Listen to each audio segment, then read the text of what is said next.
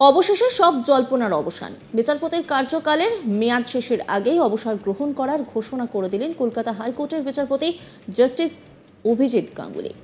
অভিজিৎ গাঙ্গুলি জানান, মঙ্গলবার 5ই মার্চ তাঁর ইস্তফাপত্র পাঠিয়ে দেবেন রাষ্ট্রপতির কাছে।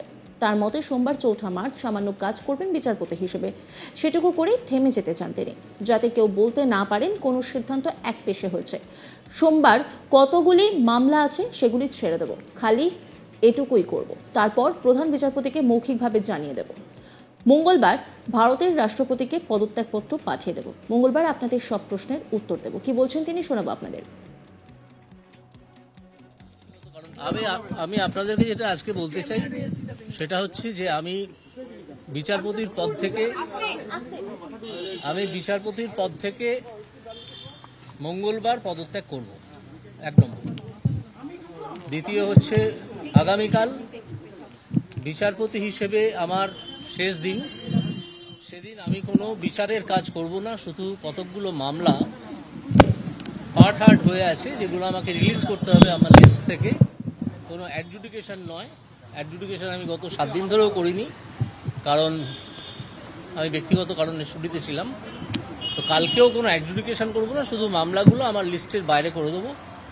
দিয়ে পরশু দিন আমি চিফ জাস্টিস, আমাদের হাইকোর্টের চিফ জাস্টিসকে মৌখিকভাবে জানাবো, এবং পরশু দিন আমি ভারতের রাষ্ট্রপতিকে চিঠি লিখে জানিয়ে দেবো। এবং সেই মুহূর্ত থেকে, যে মুহূর্তে আমি চিঠিটা পোস্ট করব, সেই মুহূর্ত থেকে আমার রেজিগনেশন কার্যকর হবে। এটাই কনস্টিটিউশন এবং কনস্টিটিউশন লয়ের প্রভিশন, সেইটা মঙ্গলবার হবে। তারপর আমি আপনাদের সব প্রশ্নের উত্তর দেব মঙ্গলবার 1:30টার সময় কোর্টে মাস্টারদা সূর্য সেন মূর্তির নিচে আমি আসব, আপনাদের সব প্রশ্নের উত্তর সেদিন দেব।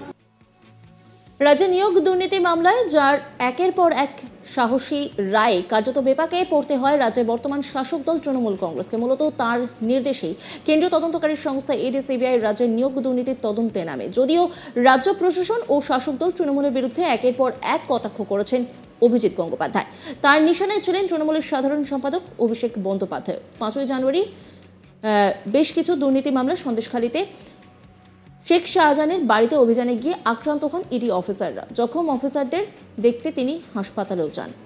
সেই সন্দেশখালী কাণ্ডের পর আহত ইডি আধিকারিকদের দেখতে তিনি সেখানে যান, আর তারপরে তিনি রীতিমতো সেখান থেকে প্রশ্ন তোলেন।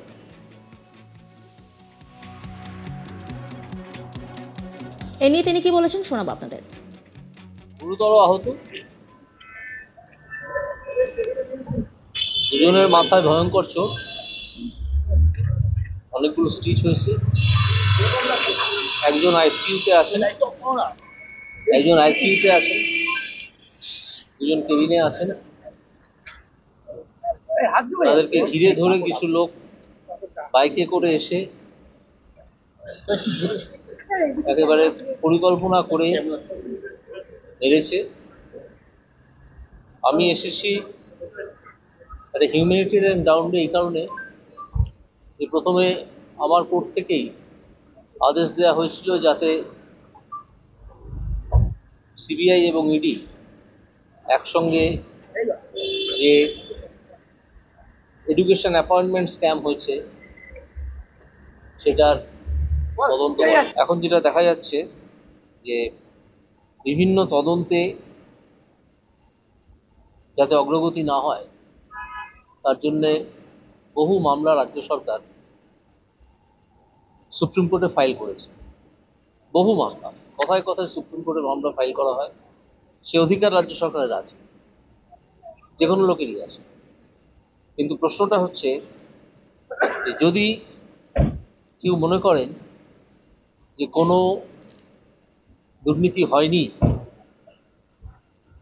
তাহলে তার উচিত তো তদন্তে সহযোগিতা করা, আদালতে না গিয়ে, যাতে দুর্নীতিটা আনার্থ হয়। একজন নেতা অভিষেক বন্দ্যোপাধ্যায় তার এত সম্পত্তি কোথা থেকে আসে?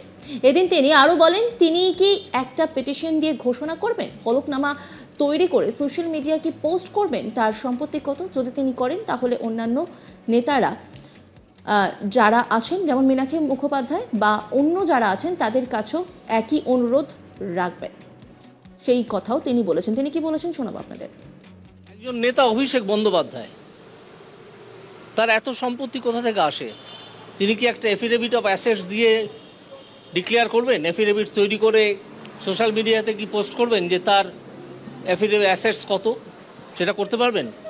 যদি তিনি করেন, আমি তাহলে অন্যান্য ইকুইভ্যালেন্ট নেতা যেমন মীনাক্ষী মুখোপাধ্যায় বা অন্য যারা আছেন তাদের কাছেও একই অনুরোধ রাখবো যে আপনারাও ওই এফিডেভিট অফ অ্যাসেটস করে সোশ্যাল মিডিয়ায় দিন। আমরা দেখতে চাই, সাধারণ মানুষ হিসেবে আমরা দেখতে চাই যে কার কত সম্পত্তি আছে, কে কত সম্পত্তি করেছেন এবং কার সম্পত্তি করার কতটা সোর্স ছিল, কতটা সম্পত্তি করার। এটা কি করতে পারবেন? এছাড়াও দুর্নীতি ইস্যুতেও এদিন রাজ্যের বিরুদ্ধে সরব হন বিচারপতি অভিজিৎ গঙ্গোপাধ্যায়। তিনি বলেন, দুর্নীতি আটকাতে সুপ্রিম কোর্টে মামলা করে কত টাকা খরচ করছে রাজ্য সরকার, এটা তিনি জানতে চান। এই প্রশ্নটাও কিন্তু তিনি করেছেন। তিনি কি বলছেন শোনাবো আপনাদের। দুর্নীতির তদন্ত আটকানোর জন্যে রাজ্য সরকার মোট কত টাকা সুপ্রিম কোর্টে গিয়ে খরচা করলো, কত টাকা খরচা করেছে, সেই টাকার পরিমাণটা কি রাজ্য সরকার জানাবে? জানাক, আমি জানতে চাই। তা না হলে আমি অন্যভাবে জানতে চাইবো। অফিসিয়ালি আজকে আমি আপনাদের থ্রু দিয়ে জানতে চাইছি, আগের দিনও চেয়েছি, এরপর অফিসিয়ালি জানতে চাইবো যে মোট কত টাকা খরচা করা হয়েছে দুর্নীতিকে আটকানোর জন্যে বিভিন্ন মামলা মোকদ্দমা করে। এগুলো জানাক। আমার বিরুদ্ধে সেটি তো লেখাই যেতে পারে, লিখুন না। ওনাদের অসুবিধা হচ্ছে এই যে আমার বিভিন্ন পদক্ষেপে ওনাদের বিভিন্ন চোরেরা জেলে আছেন, বিভিন্ন স্তরের চোরেরা, ওপর থেকে নিচ অবধি, এবং আরও কিছু লোক যাবেন। এটাই রাগ, এছাড়া তো আর অন্য কিছু কারণ আমি খুঁজে পাচ্ছি না। জাস্টিস অমৃতা সিনহার হাজবেন্ডের কণ্ঠস্বরের পরীক্ষা। তিনি কি আসামি? যিনি আসামি তার কণ্ঠস্বরের পরীক্ষার কোনো চেষ্টা রাজ্য সরকার করলো না, একটা হসপিটালকে ব্যবহার করে তাকে আটকে রাখলো। এদিকে বিচারপতি অভিজিৎ গঙ্গোপাধ্যায়কে বেনজির আক্রমণ করেন তৎকালীন তৃণমূল মুখপাত্র কুণাল ঘোষ। তিনি বিচারপতির আসনে বসে রাজনৈতিক নেতার মতো কথা বলছেন বলে অভিযোগ করেছিলেন কুণাল। কি বলেছিলেন শোনাবো আপনাদের। উচিত জাস্টিস গাঙ্গুলিকে অবিলম্বে হাইকোর্ট থেকে বার করে সিপিএম এর ব্রিগেডে পাঠিয়ে দেয়া। যদি কোনো বিচারপতি তার উইশ লিস্ট সংবিধানের বাইরে গিয়ে, চেয়ারের বাইরে গিয়ে, এখতিয়ারের বাইরে গিয়ে যদি বারবার উইশ লিস্ট বেরিয়ে আসে, রাজ্যপালের এই করা উচিত, ওই করা উচিত, ওনার কি ধারণা আছে সারা বাংলা সম্পর্কে? অন্য রাজ্যে যে ঘটনাগুলো ঘটে চলেছে তখন উনি চুপ থাকেন কেন?